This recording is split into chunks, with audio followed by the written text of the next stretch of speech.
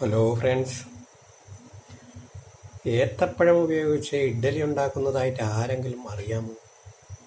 ഇത് ഏത്തപ്പഴം ഉപയോഗിച്ച് ഇഡ്ഡലി ഉണ്ടാക്കുന്നതാണ്.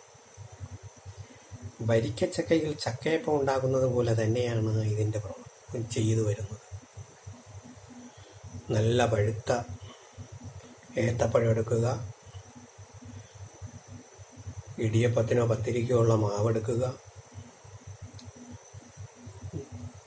കുറച്ച് ഏലക്ക, പിന്നെ മധുരം കൂടുതൽ വേണമെന്നുള്ളവരൊക്കെ കൂടുതൽ പഞ്ചസാര ഉപയോഗിക്കാം, കുറച്ചാണെങ്കിൽ കുറച്ച് പഞ്ചസാര ഉപയോഗിക്കാം. എല്ലാം കൂടെ നല്ലവണ്ണം മിക്സ് ചെയ്തതിന് ശേഷം വെള്ളം ഒഴിക്കേണ്ട കാര്യമില്ല.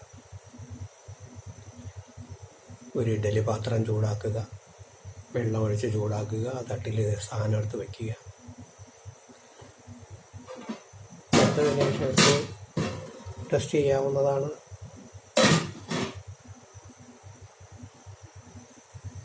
ഏത്തപ്പഴ ഇഡ്ഡലി ഉണ്ടാക്കി നോക്കൂ. നല്ലവണ്ണം പഴുത്ത് കറുത്ത് ഉള്ള ഏത്തപ്പഴം എടുക്കുക.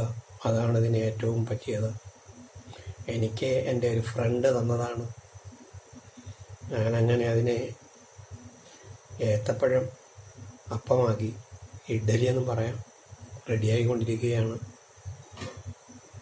എല്ലാവരും ഒന്ന് നോക്കൂ.